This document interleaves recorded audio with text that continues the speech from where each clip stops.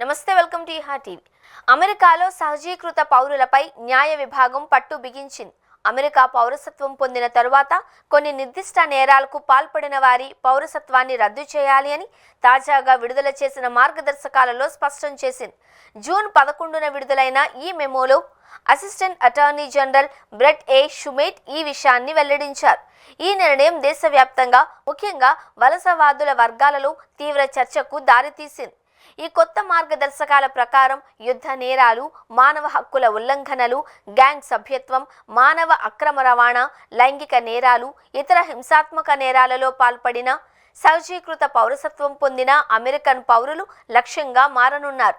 అంతేకాకుండా ప్రభుత్వ పథకాలపై మోసాలకు పాల్పడిన వారు, పౌరసత్వ దరఖాస్తు పేపర్ వర్క్లో అబద్ధాలు చెప్పిన వారు లేదా అపరాధ ఆరోపణలు ఎదుర్కొంటున్న వారు కూడా ఈ జాబితాలోకి వస్తారు. ఈ నిర్ణయం వెనుక ఉన్న అసలు ఉద్దేశంపై పలు విమర్శలు వెల్లువెత్తుతున్నాయి.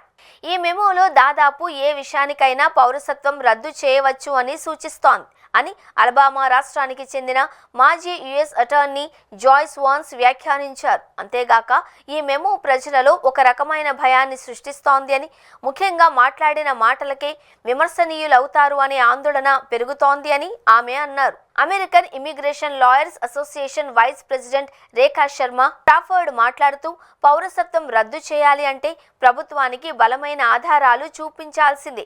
అది న్యాయస్థానంలో నిశ్చితమైన న్యాయ ప్రక్రియల కిందే జరగాలి అని అభిప్రాయపడ్డారు. అయితే కేవలం ఆరోపణల ఆధారంగా చర్యలు తీసుకుంటే ఇది దుర్వినియోగానికి దారితీస్తుంది అని ఆమె హెచ్చరించారు. ఈ ప్రక్రియలో పారదర్శకత లేకపోతే పౌరుల హక్కులు కాలరాయబడే అవకాశం ఉంది అని ఆమె ఆందోళన వ్యక్తం చేశారు. ఈ చర్యను కొంతమంది రాజకీయంగా కూడా విమర్శిస్తున్నారు.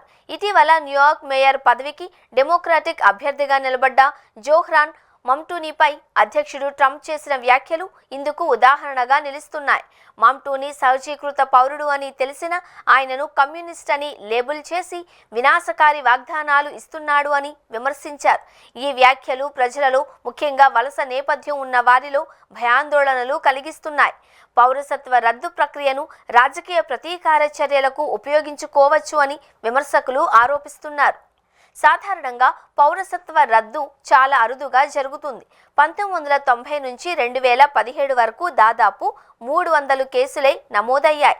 అంటే సగటున ఏడాదికి 11 కేసులు మాత్రమే. అయితే ట్రంప్ అధికారంలోకి వచ్చిన తరువాత ఈ సంఖ్య గణనీయంగా పెరిగింది. 2018లో యుఎస్సిఐఎస్ సుమారు 1600 కేసులను న్యాయ విభాగానికి పరిశీలన కోసం పంపింది. ఇది మునుపటి సంవత్సరాలతో పోలిస్తే గణనీయమైన పెరుగుదల.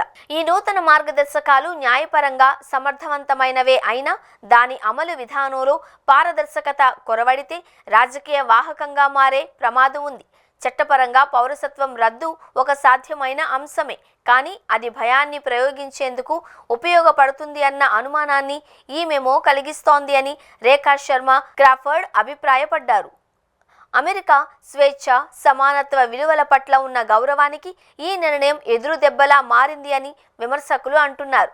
నేరాలపై చర్యలు తీసుకోవడమే తప్పు కాదు, కానీ సహజీకృత పౌరులను లక్ష్యంగా చేసుకుంటే అది అమెరికా చరిత్రలో ఉన్న వివిధతతో ఐక్యత అనే విలువను గాయపరిచే అవకాశం ఉంది. ఈ కొత్త మార్గదర్శకాలు భవిష్యత్తులో ఎలాంటి పరిణామాలకు దారితీస్తాయో వేచి చూడాలి.